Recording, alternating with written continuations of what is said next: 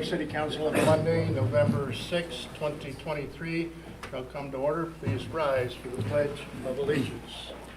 I pledge allegiance to the flag of the United States of America and to the republic for which it stands, one nation, under God, indivisible, with liberty and justice for all. Thank you. Motion to approve the agenda, please. So approved. So made. Second. Moved by Mike, seconded by Dana, that we approve the agenda. Is there any discussion? All in favor signify by saying aye. Aye. Opposed, same. Motion carries. To the consent agenda, you have a copy of the minutes of October 16th. It's a regular meeting, and October 30th, that was a special meeting. 2023, we need approval of the bills and claims, of which we have none tonight. We need, we do have a copy of those. C, Resolution 2344, a resolution approving contract and bonds for the Clear Lake City Hall remodel and security renovation project. And Resolution 2345, a resolution approving Iowa Department of Transportation federal aid agreement for a raise discretionary project, 4th Avenue South multimodal corridor planning project. And following licenses and permits: excavator license, Mort's Water Company, Country Landscapes, those are renewals. Sign erector's license, Regan Outdoor Advertising of Rochester, renewal, and a street closing request with the Clear Lake Area Chamber of Commerce, Christmas by the Lake on Saturday, December 2nd. Motion, and we'll have roll call. Motion, please. So moved. Second. Moved by Gary, seconded by Dana, that we approve the consent agenda. Is there any discussion? Roll call. Mike? Yes. Gary? Yes. Bennett? Yes. And Dana? Yes. Motion carries 4-0, and Resolution 2344 and 2345 are duly adopted. Now is the time and place for any citizen in the audience who wishes to address the council on any item that is not on the agenda. Please approach the podium, give your name first and last, and there is not a discussion time nor a question and answer time, and you have 3 to 5 minutes. Welcome. Good evening. I'm Ron Bodine. My address is 209 South 4th Avenue South. Sorry about that. Here in Clear Lake. And I had been in discussion with a couple of the city officials here, Bennett, Smith. Where? How do you do, sir? Good. How are you, sir? You had taken some pictures of my alley over there. I'm located in between South Shore Drive on the west and 3rd Street on the east of myself. And I'm in a duplex, and I'm on the south end of the duplex with the only access to my garage is on the alley. And we have got a really bad alley that is in total disrepair, and it is access for not only myself, but 5 other neighbors along that street. And over the past years, it's had a drainage problem. It's very steep, and but now we're in need of remedial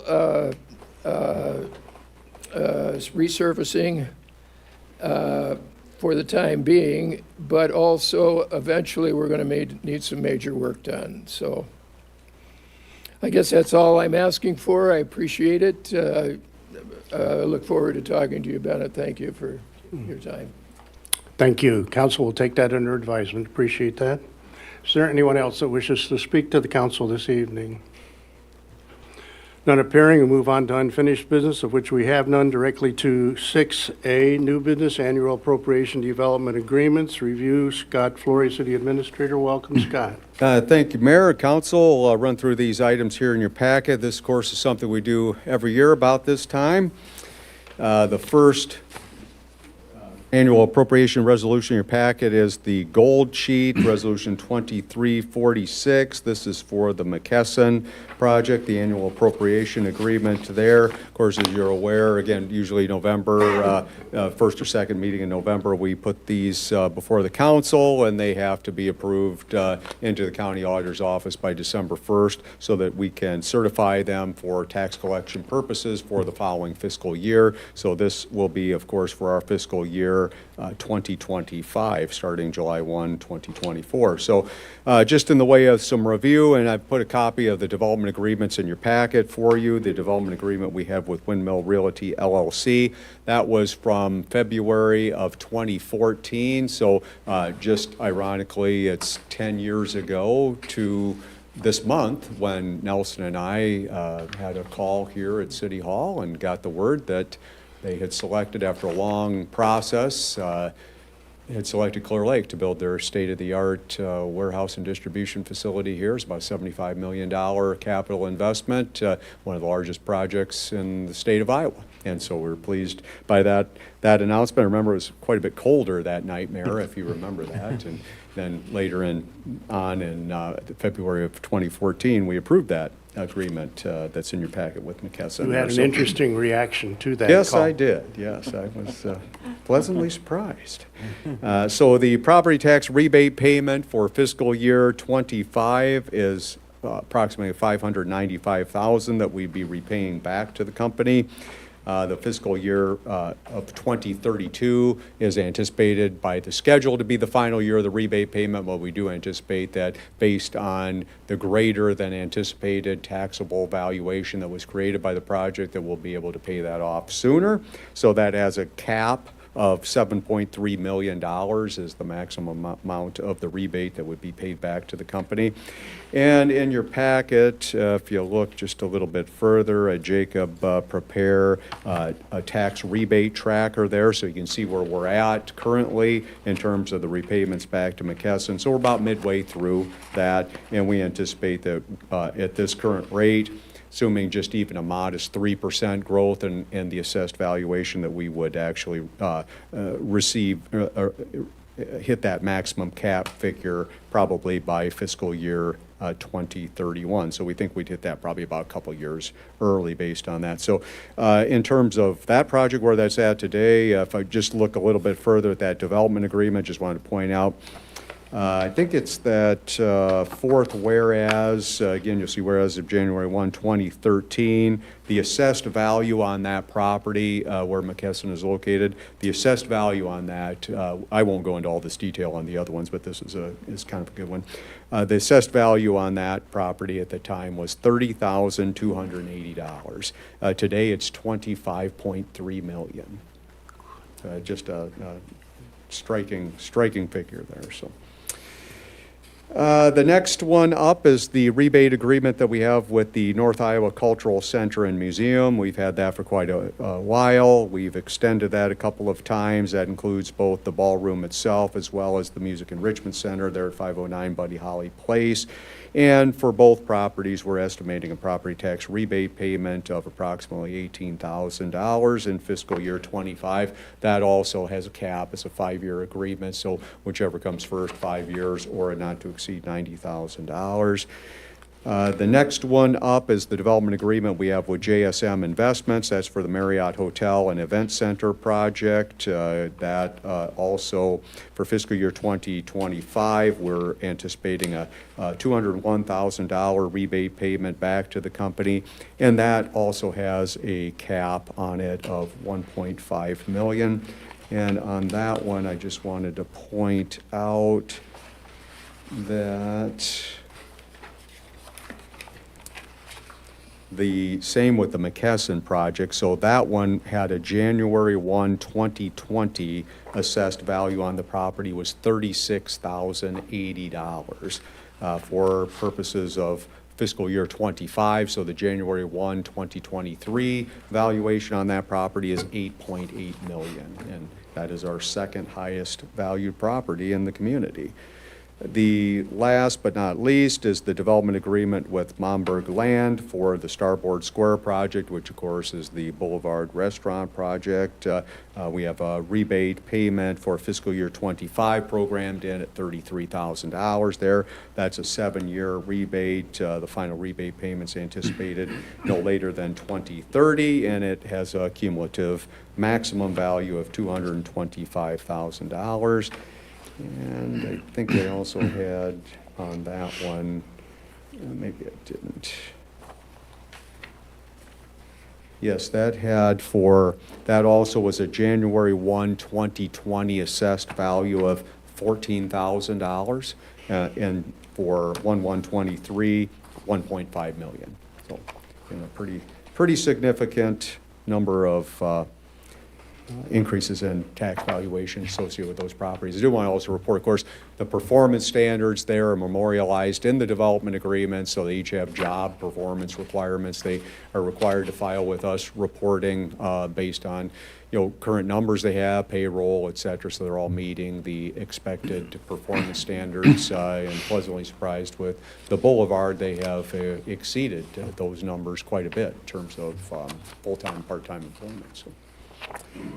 And I don't have anything else on any of those four, but I'd be happy to answer any questions on them. Council, any questions for Scott? Just a couple of quick comments. I've been sitting here for a while now, and we've retired several of these type of agreements. And when you look at this thing, especially for McKesson, on the surface, it's like a giant chunk of money. But the downside of not doing something like this is it's probably not out there. Mm-hmm. It just right. isn't happening in the current economic environment. So, right. And as soon as this thing does go off, it will generate more property tax than anything else in the history of Clear Lake, if my understanding is correct. Mm-hmm. So, correct, yeah, it takes a while, but I'm glad to see we're about halfway through the commitment already. Yep, halfway, and we'll be probably retiring it a little bit early. I'm glad you mentioned that too, in terms, because I know you were on, of course, Gary was on, Nelson. Dana, like to repeat these things from time to time, but if you recall, we were in the kind of a contested race with Austin and Albert Lee for this facility, and we did not have the most lucrative incentive package. In fact, it's a great story. I'd never forget when I got the call from, we had a little insight on that one, and I thought I had put together a really lucrative package. It was stunk. The guy said, "You're not even in the ballpark with these other communities. You're going to be blowing out of the water unless you do better." And I called the mayor up that night and said, "Hey, here's where I'm at, and I think we can get a little better." And this was the package we had. And he said, "Let's do it." And so the rest is history. Yeah, a lot of things in that particular one. A lot of things went into that. But when it was all said and done, and we asked one of the principal people who was there, she said, "My question was, why did you choose Clear Lake?" That being the case, what you just said. And she said, "We have been in your community many times before you knew we were, and it is the culture that you have here." So and since we have thanks for the people. You bet. Since we have one person in the back, you might also remember, she mentioned, when you got kind of that neat little T-shirt shop where they make all those T-shirts there locally and everything, Tice shirts. Tice, and she said, "We like to do that for our employees, get them these shirts." And so we took notice of that guy's shop. So. Mm-hmm. I also want to thank Jacob for doing that tax rebate tracker for me. That was, I'm sure for the rest of that was very, very helpful to see, the years and the tracking of all that down to the finality of it all. I hate to use the word finality, but maybe to the beginning of it all. Yeah, thanks. Any other 15 comments? years ago seemed like a lot when we were starting it. Now we're halfway through. Right. Anything else, Council? Thank you. All right, there's going to be a lot of verbiage here, so bear with me. Let's entertain a motion to approve Resolution 2346, a resolution obligating funds from the Clear Lake Consolidated Urban Renewal Area Tax Fund for the appropriation of payment of an annual appropriation tax increment, financed obligations which shall become due in the next succeeding fiscal year, and this is for McKesson. Motion, please. So offered. Second. Moved by Mike, seconded by Gary, that we approve Resolution 2346. Is there any discussion? Roll call, Mike. Yes. Gary. Yes. Bennett. Yes. And Dana. Yes. Motion carries 4-0. Resolution 2346 is duly adopted. Now I'll entertain a motion to approve Resolution 2347, a resolution obligating funds from the Clear Lake Consolidated Urban Renewal Area Tax Fund for the appropriation of payment of annual appropriation tax increment finance obligations which shall become due in the next succeeding fiscal year. And this is for the North Iowa Cultural Center and Museum. Motion, please. So moved. Second. By Bennett, seconded by Dana, that we approve Resolution 2347. Is there any discussion? Roll call, Gary, Yes. Bennett, Yes. Dana, Yes. and Mike. Yes. Motion carries 4-0. Resolution 2347 is duly adopted. Entertain a motion now for Resolution 2348. This is a resolution obligating funds from the Clear Lake Consolidated Urban Renewal Area Tax Fund for the appropriation of payment of annual appropriation tax increment finance obligations which shall become due in the next succeeding fiscal year. And this is JSM Investment LLC or the Marriott Fairfield. Motion, please. So moved. Second. Moved by Dana, seconded by Mike, that we approve Resolution 2348. Is there any discussion? Roll call, Bennett, Yes. Dana, Yes. Mike, Yes. and Gary. Yes. Motion carries 4-0. Resolution 2348 is duly adopted. And now I'll entertain a motion to approve Resolution 2349, a resolution obligating funds from the Clear Lake Consolidated Urban Renewal Area Tax Fund for the appropriation of payment of annual appropriation tax increment finance obligations which shall become due in the next succeeding fiscal year. And this is for Momberg Land LLC or Starboard Square. Motion, please. So offered. Second. Moved by Mike, seconded by Gary, that we approve Resolution 2349. Is there any discussion? Roll call, Dana, Yes. Mike, Yes. Gary, Yes. and Bennett. Yes. Motion carries 4-0. Resolution 2349 is duly adopted. 6B, purchase of a new 5,000-pound Yale LP lift truck, forklift, and attachments from MH Equipment Company in Mason City in the amount of $36,826.05. Review of bids and recommendation. Jeremy Kornberg, our Public Works Director. Welcome, Jeremy. Thank you, Mayor, Council. So as part of the fiscal year budget, we budgeted $40,000 for the purchase of a propane or electric forklift. We took bids and did some research and elected to take bids for a propane forklift. We reached out to two local vendors, MH Equipment and Ryan. Ryan's in the old RACA building there. So they both priced out 5,000-pound LP forklifts. They have pneumatic tires with several attachments, so fork extensions, which allow us to get some larger pallets, longer stuff when we're unloading light posts and all that different stuff. They come on pallets that are quite long. And then a lift boom, so like a pick to be able to pick stuff up in the shop, and then also a working platform cage. So when we're working on lights, et cetera, in the shop, a little bit safer environment. The pneumatic tires will also allow us to take this down the road, so we can come down to the PD and unload things that are being delivered down in that area, water department, et cetera. We get called now, and we have to either take a skid loader, and they're just not quite as safe. The counterweights aren't really, they're not essentially designed to be forklifts, right? So we took bids. Ryan bid a Mitsubishi 5,000-pound machine. Their bid was $36,500 with the three attachments, and then forklift operator training. Their bid came to $41,696.11.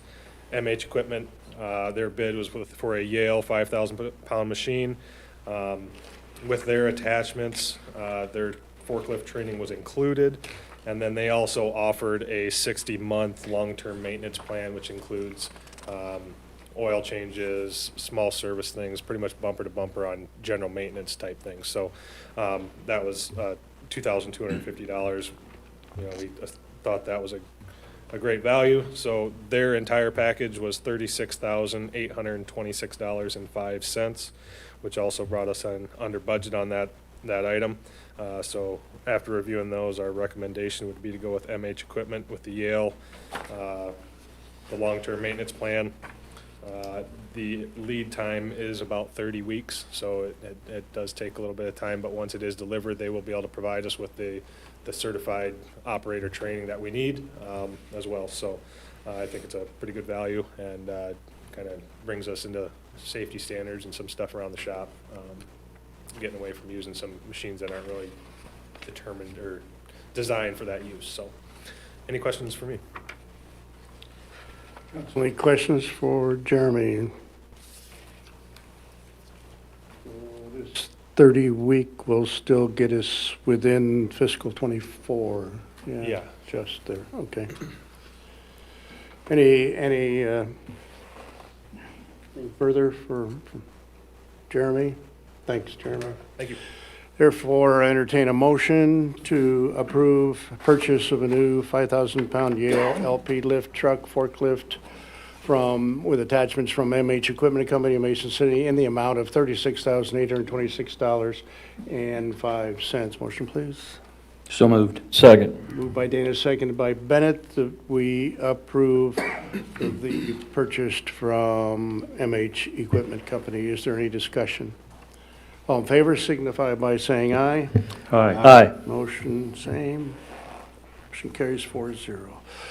6C, purchase of 3 replacement cardiac monitor defibrillators for the fire department ambulances from Zoll Medical Corporation in the amount of $113,135.38. Review of bids and recommendation, Doug Myers, Fire Chief. Welcome, Doug.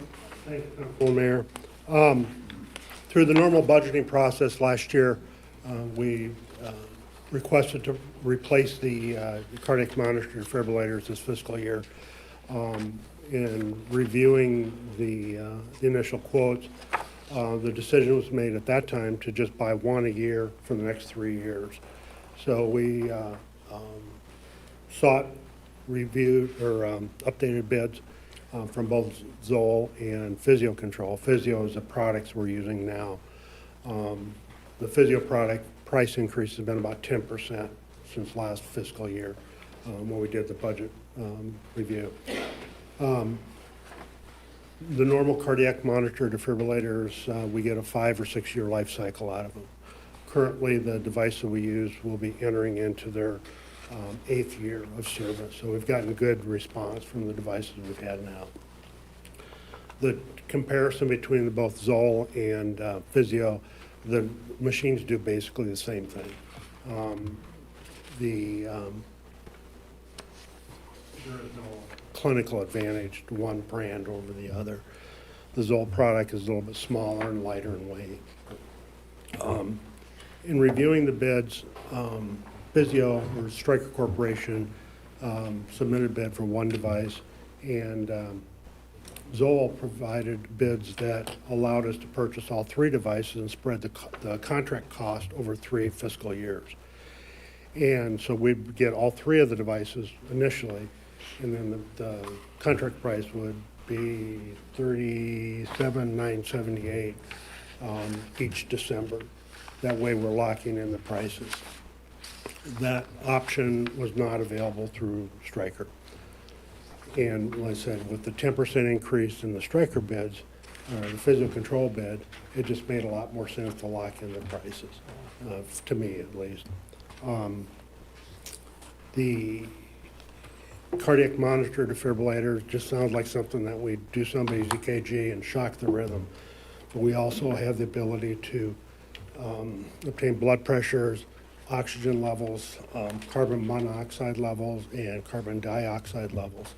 So they're a complete monitoring package. I said the clinical capabilities of both of these brands of devices are identical to what we have now. We're able to transmit those EKGs directly to the hospital, so they have a heads up if somebody's having a myocardial infarction.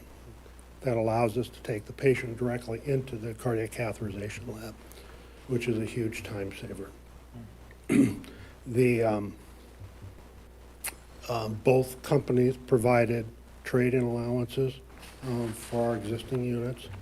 So that brought that price down even more. So the option of the 3-year price lock, plus the Zoll products are about $1,200 per unit, less expensive than the Physio. My recommendation would be to purchase the Zoll devices. Questions? Yeah, we'll get 2 of these, correct? All three, okay, All 3 of them initially. all right. And the price we All pay right, so for. there's 1 in each ambulance, right? Correct.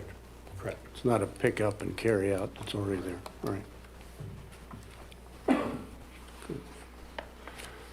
Long ways away out in Massachusetts to bring.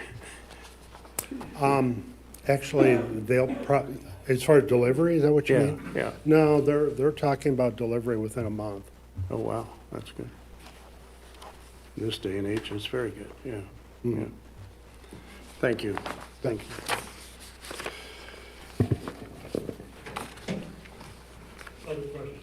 Yeah, anything else? Thank you. But All right, I'll entertain a motion to approve and authorize the purchase of 3 replacement cardiac monitor defibrillators for fire department, and this is from Zoll Medical Corporation, amount of $113,935.38. So offered. Second. Moved by Mike, seconded by Gary, that we approve the purchase of the defibrillators. Is there any discussion? All in favor signify by saying aye. Aye. Opposed, same. Motion carries. Thank you. 6D, East Water Tower Painting Coating Project. That's out on South 34th Street and I-35. Intro, Mr. Flory. Welcome again, Scott.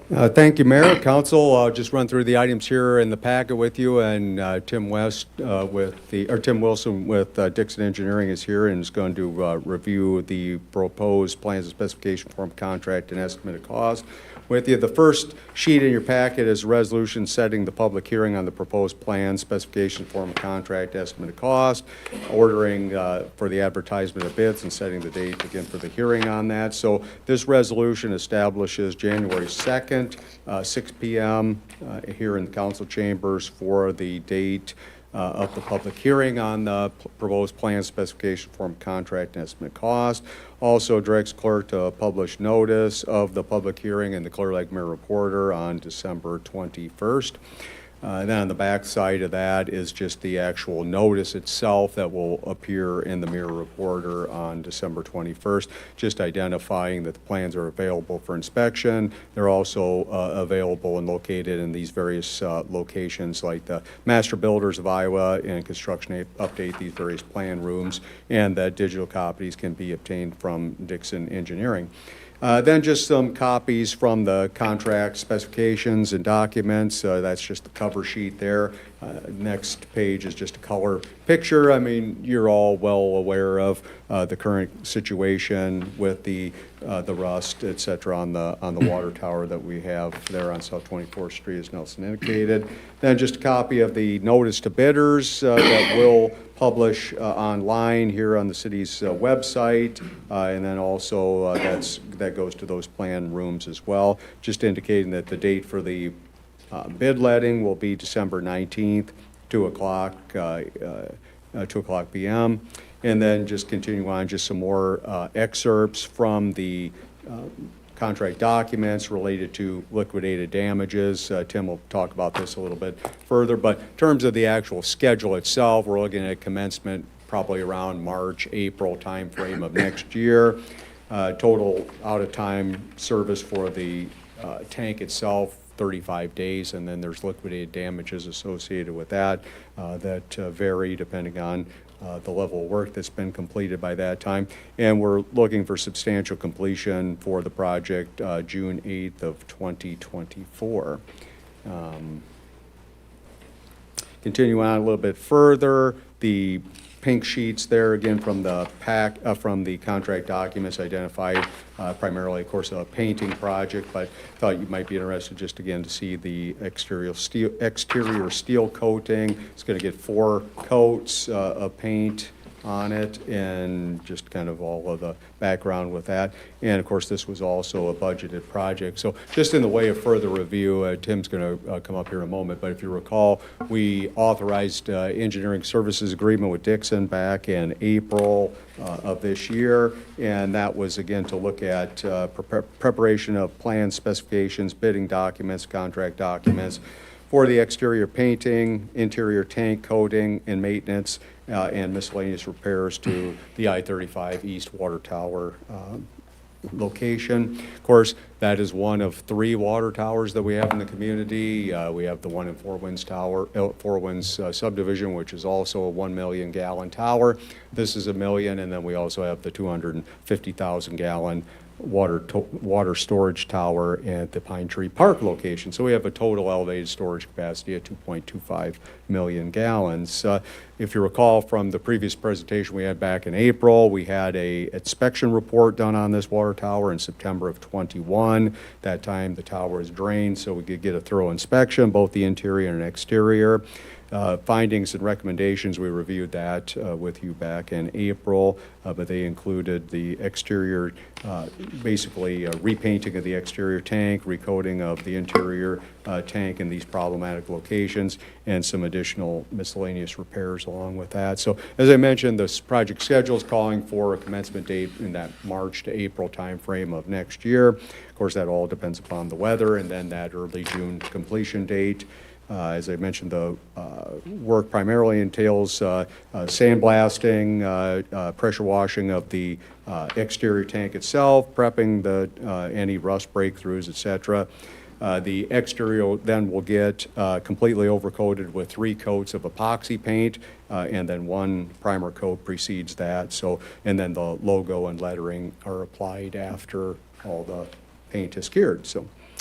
Again, just the schedule, Tuesday, December 19th, 2 p.m. for the bid letting, and then the consideration of the bids at your January 2nd, 2024 meeting, consideration of the award of contract at that same meeting. So I don't have anything further. Both Adam and John are here from the water plant. If anybody has any questions, technical questions as well, but unless you have any questions, I'll have Tim Wilson with Dixon Engineering come up, and he can review the proposed plans and specs. Any questions before we have Tim come here? Tim is there, all right. Thanks, Scott. Welcome. Thank you. Good evening, Mayor and Council. Admittedly, Scott pretty well covered everything that I had. He didn't leave me anything. He's good at that.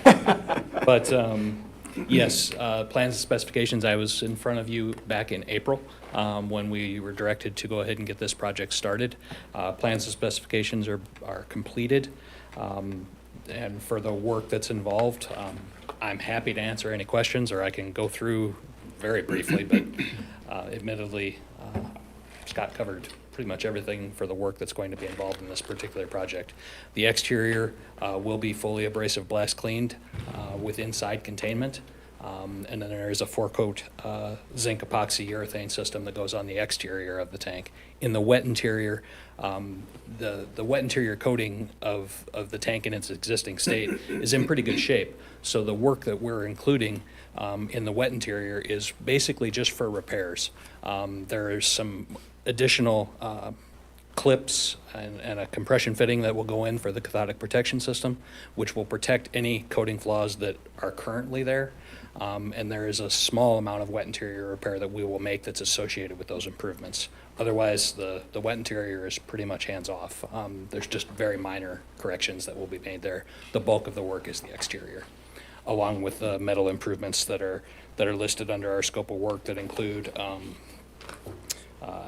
a new screen flap gate on the overflow discharge, some fall prevention device replacement in both the wet interior and the dry interior ladders, roof painter's rail, and the replacement of the roof vent, along with changing out some light bulbs, which is pretty incidental, but that is the work of the project itself. Scott alluded to the schedule. Commence date will be on or shortly thereafter, April 2nd is what we've included in the specifications, with completion by June 8th. But that doesn't allow them to just take the tank out of service on the 2nd of April and wait until June 8th. We do specify a maximum out of service days, which that clock starts to tick as soon as the contractor takes possession of the tank, basically when it's drained and they commence work.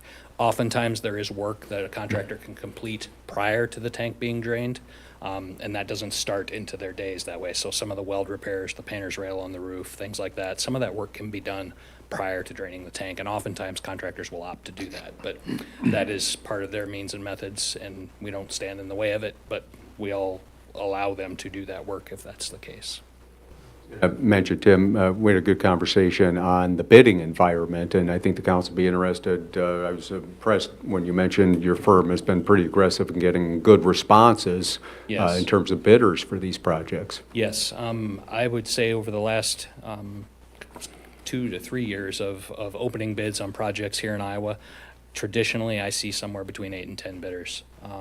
Between the advertising that is done in the plan rooms that are mentioned here in the specifications, along with the advertising that our company does to lists of contractors that have been high performers and folks that have bid on our work in the past when we have put specifications out there, it's quite a long list. So it ultimately works in your favor to hopefully get you a good amount of bidders. I would expect at least 8. The most I've ever seen is 15. But that helps to give you good quantity of bids with which to choose from and competitive bids. And there are antenna on this tower, and those will be able to remain on there and worked around, or will those have to be taken down? Those really should come down. It depends. I was discussing a little bit about that with Adam prior to the meeting this evening, exactly what they are or who they belong to. And I know the city's working to try and sort that out. They almost strike me as more of a emergency management or internal city communication type of antenna rather than a cellular, obviously. The contractors typically prefer to have those removed. The bonnet for the containment will overlap the roof of this tank. So if it is up there, realistically, it won't transmit very well through that canvas anyway. And it's safer for everybody if it's out of the way. And it allows the tank to be coated and blasted and coated in those areas. So ideally, yes, they can come down. I've got circumstances where sometimes if they can't come down, we can have the contractor work around them, but that's certainly not the most desirable choice. Just in quick review here, it was back in '21 that it was drained, and that's when it was noted that interior and exterior needed what we're going to be doing. Okay. Correct. So that went back to there. And we're going to start, you said April 2nd? Yes, the commencement. Weather, all that stuff in there. Yes. Yeah. And complete by mid-June? June 8th. Okay. So we're still within our fiscal year of fiscal year '24 there then. Yeah, three coats with a primer.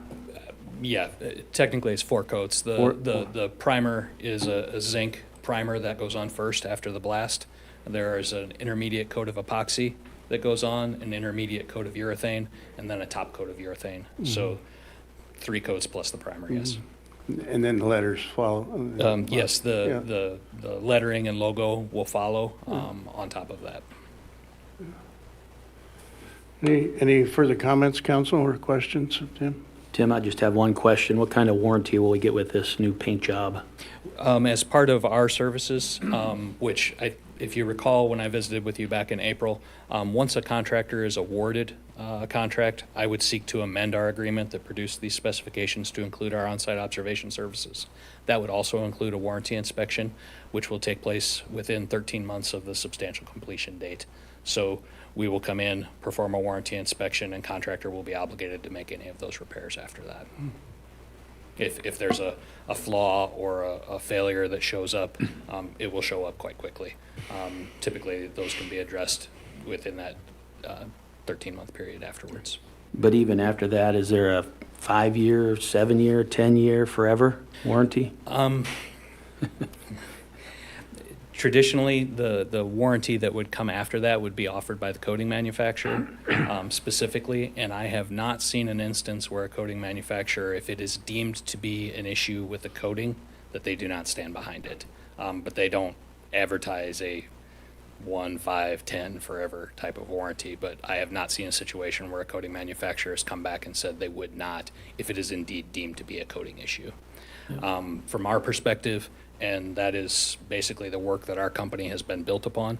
I often tease that we have a 43-year history of watching paint go on and dry. But our goal in the process is to ensure that you get a quality paint job from that particular contractor that's hired, and any issues that will come up or could come up would be addressed within that warranty period. Thank you. Thanks, Tim. Appreciate your being here. Not a problem. Just offer the services of this gentleman here to the right to watch the paint dry. Yeah, he's going to be needing something to do. So he's an expert at that. We'll put him up there at the tower. Maybe let him down once or twice a year. All right, you gave me an opening. I know you used to paint. Get him up there. You gave me an opening. One story. Things are kind of slow here tonight. So the year was 1963, and I was a freshman taking driver's ed in Clear Lake, Iowa. And we had a superintendent by the name of Earl Berg at the time, and school budgets weren't quite what they are today. Things were a little cheaper. So Earl would go to Army surplus sales, and he came up with a great bargain on a 1962 or 1 Rambler. Now, Army surplus cars didn't have a lot of options. No radio, no anything, straight stick, nothing. And it was also the appropriate Army green. Well, Earl wanted to use that for a driver's ed car that summer, so he dispatched the head custodian, Marion Warren, to paint it. And Marion got some paint and a roller, and he painted it red. And it didn't look much better than it did faded green. So that was one of the more interesting paint jobs I had ever come across in my life. And I got to drive that thing around Clear Lake for a while. And anyway, you didn't need that, but some of you were at least smiling, and everybody was quite bored, so I thought we needed something. Thank you. One of the better stories. One of the shorter stories. Thank you. But still some history with it. Okay, I'll entertain now a motion to approve Resolution 2350, a resolution setting the date for a hearing on the proposed plan, specs, form of contract, estimated of costs, and that would be January 2nd, 2024 at 6 o'clock right here in this room at our council meeting. And the bid letting, which will be December 15th, 2023 at 2 p.m. right here in this council chamber. Motion, please. So, Second. Moved by Gary, seconded by Mike, that we approve Resolution 2350. Is there any discussion? Roll call, Mike. Yes. Gary. yes. Bennett. Yes. And Dana. Yes. Motion carries 4-0. Resolution 2350 is duly adopted. 6E, Public Works Facility, original 2003 shop area heater replacement project review of bids recommendation. Jeremy Kornberg, Public Works Director. Welcome again, Jeremy. Thank you, Mayor, Council. Up here asking for some more money. So yeah, like you mentioned, the existing old portion of the Public Works building was built in 2003. The existing heating system in that portion of the building is in disrepair.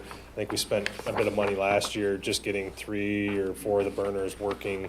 And to do that, we pieced parts together from all of those units in that portion of the building. So as part of this year's budget, we budgeted just under $48,000 to revamp that older portion of the building and redo all those heaters in that section. So we took bids from a couple contractors here, Burtness Lundgren Plumbing in Clear Lake. Their bid for equipment and labor to remove the old heaters was $49,071. And then we also got a bid from Johnson Heating and Cooling out of Mason City. And their bid for equipment, labor to remove old heaters and install the new system was $39,745. So after reviewing the bids, we recommend moving forward with the bid from Johnson Heating and Cooling at $39,745, coming in under budget, or what we anticipated, about $8,000. So don't really know a lead time on that. They would not really say until we get it approved and put the order in. So hopefully it's shorter and can get it done here before winter, but it is something that needs to be done. So any questions? Council, any questions for Chairman? By my calculations, you saved us about $11,000 tonight, so good job. Doing my best. We'll get it somewhere else, right? But that's not a green light to turn the heat up past 60 on these things. Well, we're heating from one end of the building right now, so that's probably not the most efficient thing. So. Only 5 of 10, that's been pretty good for a while. Yeah, so, I mean, we had the new addition in, what was it, 2018, was that about when that finished, maybe, something around there? So that side has its own set of heaters on their own thermostats and everything there, and that all seems to be running well, so. That's good. Thanks. Therefore, entertain a motion to approve and authorize purchase of heater replacements at the public works facilities, 10 of them from Johnson Heating and Cooling in Mason City, Iowa, in the amount of $39,745. Motion, please. So moved. Moved by Gary, seconded by Bennett, that we approve the purchase from Johnson Heating and Cooling. Is there any discussion? All in favor signify by saying aye. Aye. Opposed, same. Motion carries. Thank you. Number 7, Chief of Police report. Mr. Colby, welcome. Good evening, Mayor and Council. I have a real quick report for you. Then we'll get into the nuisance abatement issue on the agenda there. Really, the only report I have for you is next week we'll have our final or fall department-wide training on the 13th. So, as you may or may not know, we have 40 hours of payback time all the officers and dispatchers have to give us. And we'll be conducting our last 4 hours on Monday. We're doing training with the DCI, the fire department, and then doing a department meeting for a portion of that, and then having a short partial training with the state patrol as well. We're kind of working across agency boundaries there to make sure we're all getting the same training and all on page and a couple items there, and just kind of having some conversations across the different departments as we all end up on the same scenes together, and we just want to have some cross training so we're all on the same page and met each other before, and we're all trained to the same standard. The other issue on the agenda there is the nuisance abatement issue we've been dealing with. I'm just going to go through a couple of real quick timeline things for you here real quick, reference the issue, and then I'll point out that Mr. Dodge is in the audience here, and I appreciate him being here. We had a nice conversation last week, which I'll highlight here in just a minute. But in July of this year, we had a complaint about the residents there at 4809 4th Avenue South with the some junk vehicles or inoperable vehicles there, along with some other issues on the property there. We met with him on the 11th of July. CSO Cheezick did. On the 13th of July, he was given a written notice, which is basically a letter that we have that says, hey, we've had a complaint or we've seen these issues and we'd like you to work with you to take care of those issues, get them cleaned up, to bring the property back into compliance with city ordinance. On the 18th of October, then we met with him again, gave him another written letter outlining those issues, and then he and I met on the 2nd of November about the items that have been outlined in that letter. On the 18th of October, he had, per code, had submitted a written letter to have a hearing in front of the council to decide if there was an issue there or not. I'm going to highlight 2 ordinances here for you that are in play here. One is Chapter 51, subsection 1 of the city ordinance. This is junk vehicles. It basically outlines the definition and what is considered a junk vehicle. Some of those things can be rubber parts such as tires, appliances on a property outside, and parts of such vehicles that have been determined not to be operable. Subsection 2E talks about having vehicles that have not been operated in 30 days or not registered.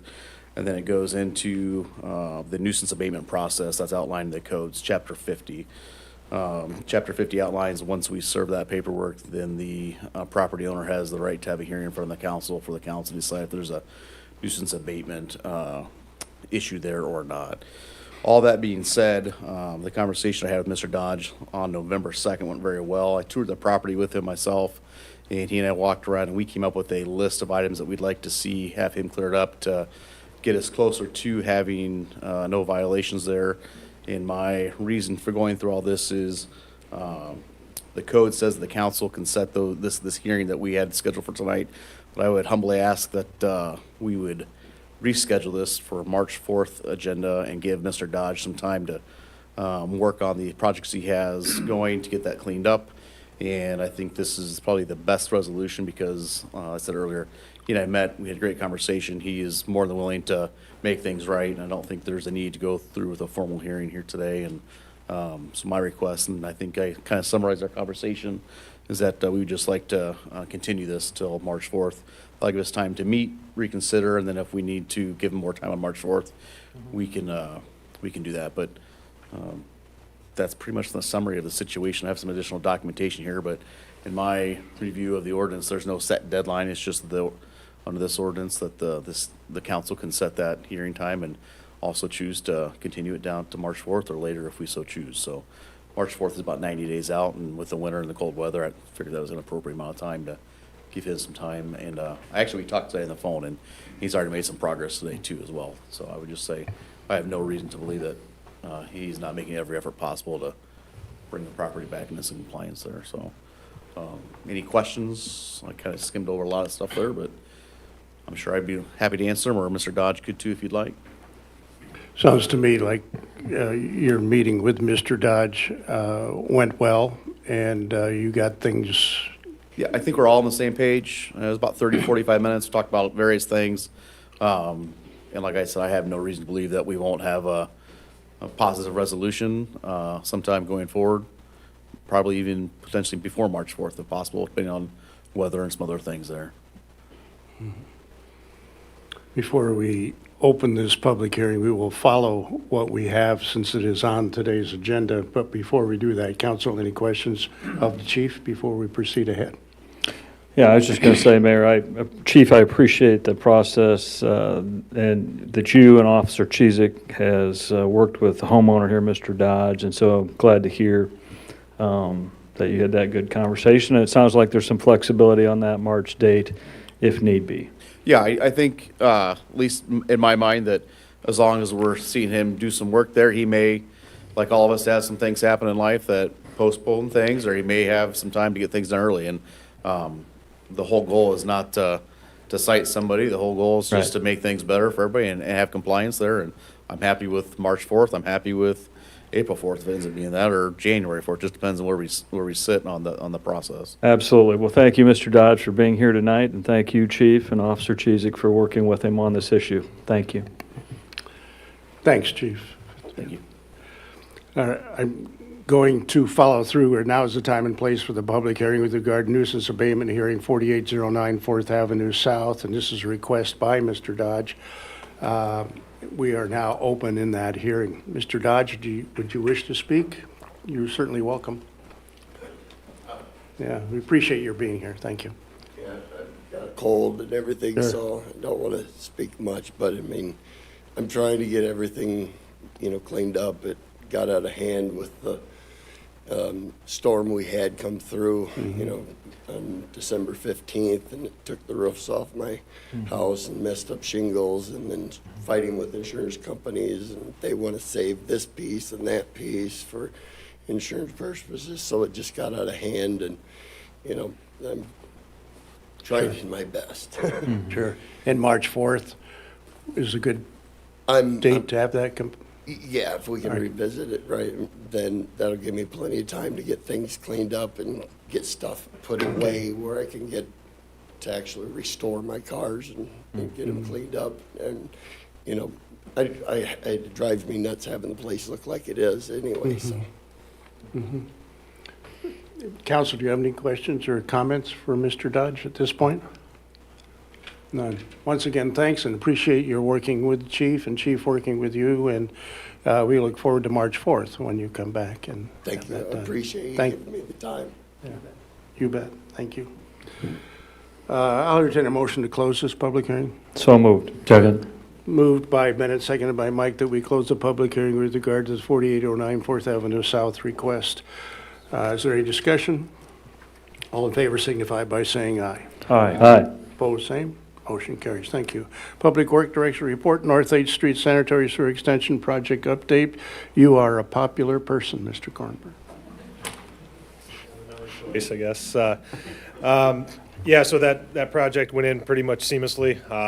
Brian Elton Construction, or Excavating, does fantastic work.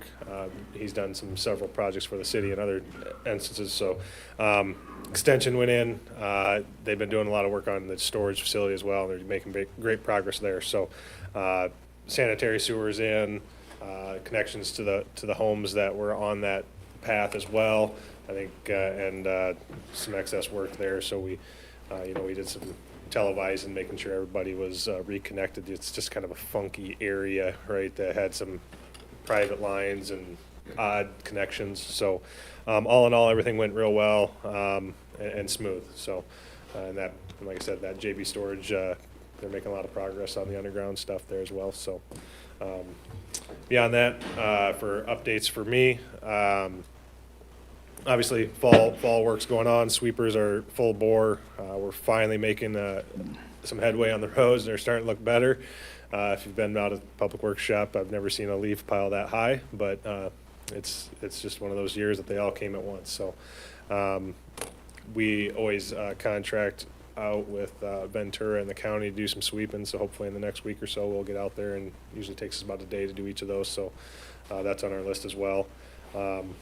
And beyond that, we worked with the water department quite a bit today, a few headaches, but we're trying to get the water and sewer plumbed into the ORC shelter that's going to be going out there. So hopefully we'll have those finished up tomorrow, and then we're just kind of waiting on the builder to get that structure up. So we're still in conversations with him as much as we can be, trying to get that up before snowfall. So other than that, any questions for me?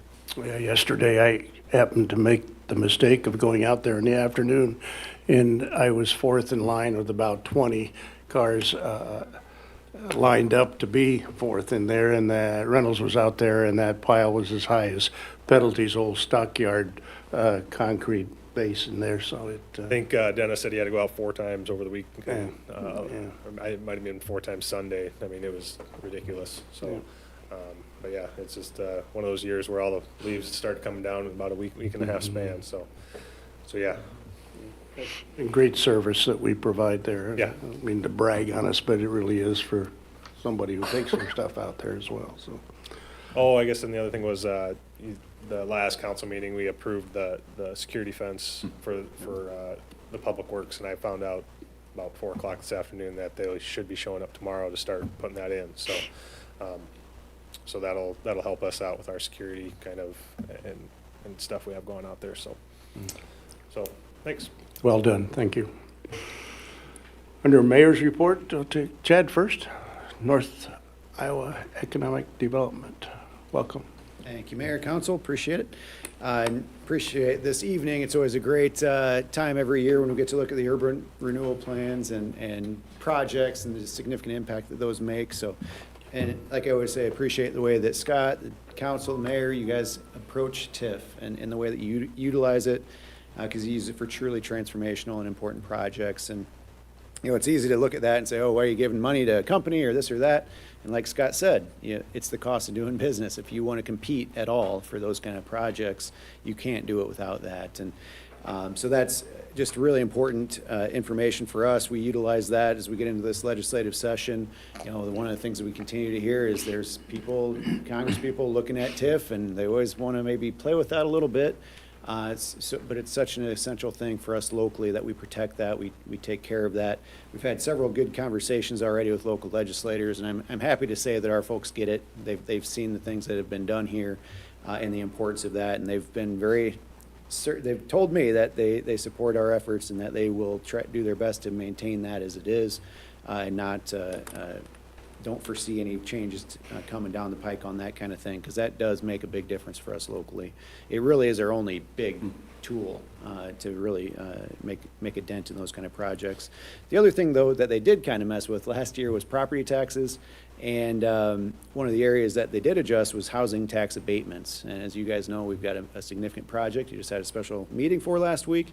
And what that did was actually pull out the school portion of a tax abatement. So any community, I don't know the exact number in Clear Lake, but it's usually 30 to 40% of your actual, it's not all the cities that's property tax, you know, it's the school district as well. So if you pull 30 to 40% out of that 100% abatement, it is no longer quite the tool that you thought it was. So that would go into effect July 1st of 24. So any deals after that would apply to. So again, just something to be aware of. Again, it's something we've had significant conversations with our legislators to try to get that pulled back. I think when they did that initially, they thought they were actually affecting TIF with that. It was actually the abatement. And so, you know, when you get some of those last minute deals down there, they sometimes miss things, or they don't have quite the impact or the intended result. So they didn't even, some of our legislators didn't even realize that was the impact that was going to have. So just something to be aware of, something that we are going to be definitely focusing on this year down at the State House. And again, appreciate our legislators talking with us and asking good questions about factors like that. So those are things that we're really looking at close this year. So again, a lot coming up at the legislature this year we'll be watching. Along those lines, after you go and vote tomorrow, make sure you get over to the Surf Ballroom for a good show. We'll have the IUB rate case with Alliant going on tomorrow night. Opportunity to hear directly from Alliant, as well as the IUB and I forget the name of the Consumer Affairs advocate, I believe. FERC? Not FERC, but they have the advocate of consumer advocate, I forget the title. Will also be presenting on behalf of the customers. And also you get to hear, or the opportunity to state your case regarding their request for an increase to electric and gas prices. So certainly something that impacts our residents, our business community. You know, that's an important factor.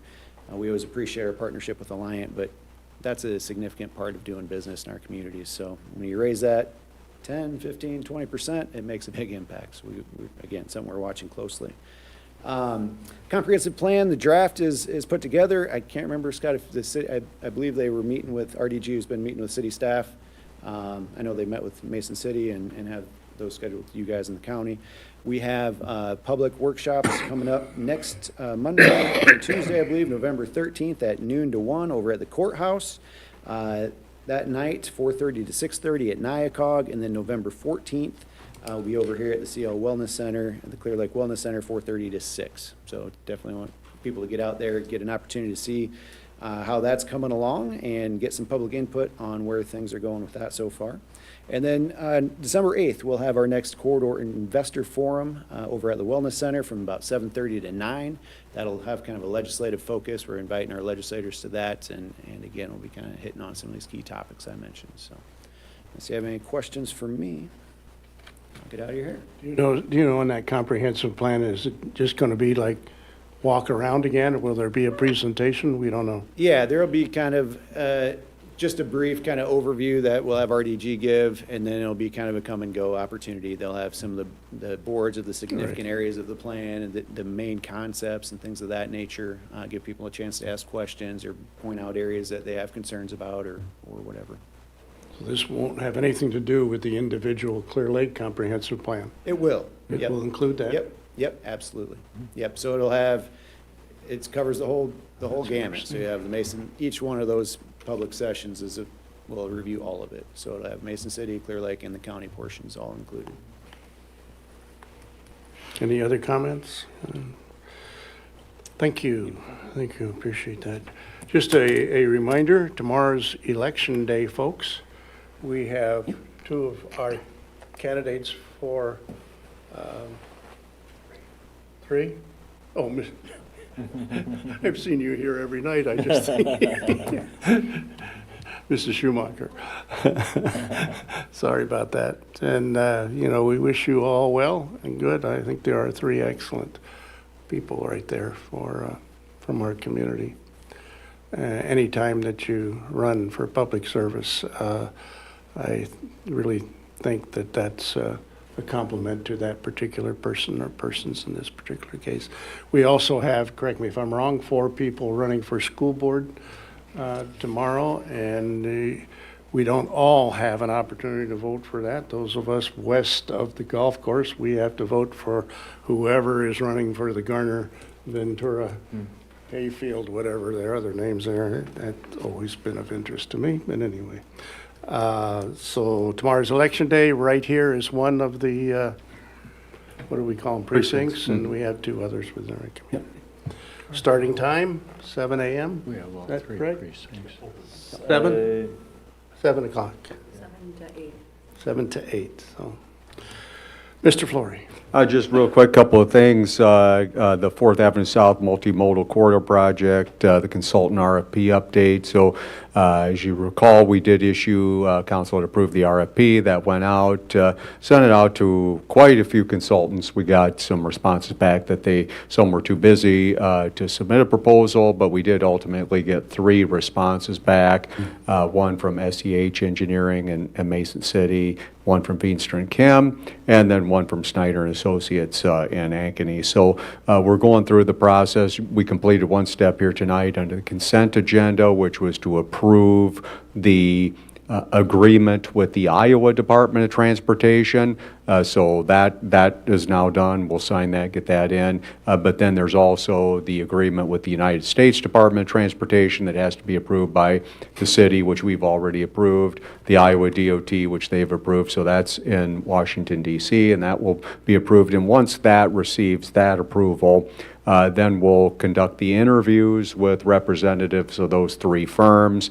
But we may go ahead and award the contract, but we also have to take yet another step, which is to work with our local NIACOG planning agency to amend the State Transportation Improvement Program plan to incorporate this into that as well. And that won't happen until January 10th. So likely we will not be starting, we can't incur any bills or anything that we want reimbursed for from the US DOT until after that plan has been updated. So probably sometime in January, February. So just a quick update on that. And then as you obviously well know, just wanted to share once again our excitement, enthusiasm to welcome Troy Tisdall, who's the athletic director for the Clear Lake High School, on board as our new director of health, wellness, and recreation for us. So we're excited to bring him on. We had a lot of strong interest in that position, but I think the consensus of all those involved, Mark's not here this evening, but he's part of that process, Nelson, a few others, and the advisory board. He clearly head and shoulders the strongest candidate of the 25 resumes that we received for the position. So very excited to bring him on board. And that's all I have. That is really good news. That's the number of people that use that, the intergenerational, as we call it, Yes. is just, fantastically. Right. Very, very good, in my opinion. I think it's really good that we got, 3 on that 4th Avenue South. Those Right. are 3 good firms there. Definitely. All 3 of them. Yep, as definitely. well, yeah. Yep. I also want to say Mr. Flory is a guy around here who juggles 59 softballs every day. Some of them are wiffle balls and everything ping else. pong balls, But, I got to give him an awful lot of credit, keeping us all in line and keeping everything in balance here in the community. So thanks, Thank Scott. you. Appreciate that. Thank you. Anything else, Council, come before us? Yes, Mr. Mayor, I'd like to make a comment. I'm going to direct them to Chief Meyer. Being a lucky person that got to ride in one of your ambulances a couple weeks ago, I want to give a highly recommendation. They are super, super people you have working there. And they're, they really know their business. And you don't know it until you're in that position, how good they are. Pass that on to him for me, would you please? You bet. We keep him here because of that. That's good. Yeah. Anything else, Council?